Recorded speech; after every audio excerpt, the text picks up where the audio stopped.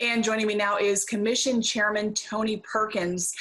Mr. Chairman, tell me what the world saw over the past year in terms of attacks against houses of worship. Well, Jennifer, the situation has gotten to a point where these attacks on houses of worship have grown in their frequency. And it's concerning, where we see a lot of this happening in Europe. We see it happening globally.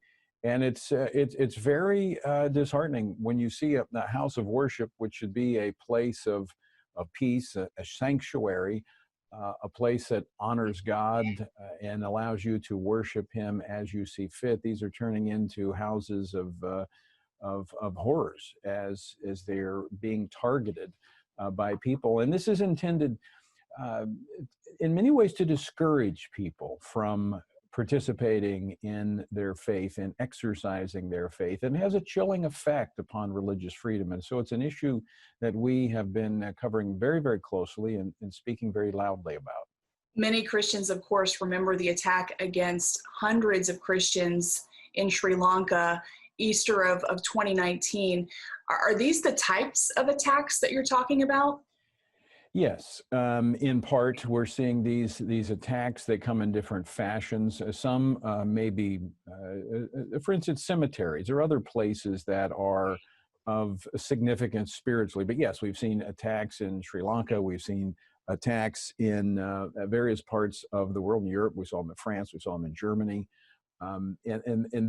Those direct assaults are designed to intimidate and to drive people from public expression of their faith. But now there's also governments that are engaging in, it wouldn't be targeting necessarily with violence, but through regulation, restrictions on buildings, restrictions on meetings, are also in effect targeting houses of worship. So that's of concern to us as well, and is being used by some governments that are hostile to religious freedom. You know, I mean, you kind of have your finger on the pulse of the world when it comes to religious freedom. Are you seeing these attacks being successful, these moves by the government being successful in terms of having that chilling effect, people not, participating in their faith, if you will?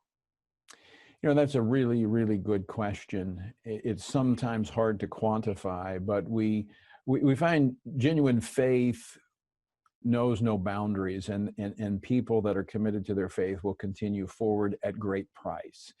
What we want to do in terms of the commission, and what we want to see America do, that has long stood for this fundamental human right, is come alongside those people so that they don't have to pay that great price to exercise their faith. And we were very encouraged to see this past year that the President of the United States, at his the first time we've ever had a sideline conversation where a president gathered at the United Nations and called for religious freedom and a recognition of that. And he put forth $25 million toward our recommendation that the protection of houses of worship and places that are significant to people of faith be protected. Chairman Perkins, thank you for joining us, and thank you for the work you're doing.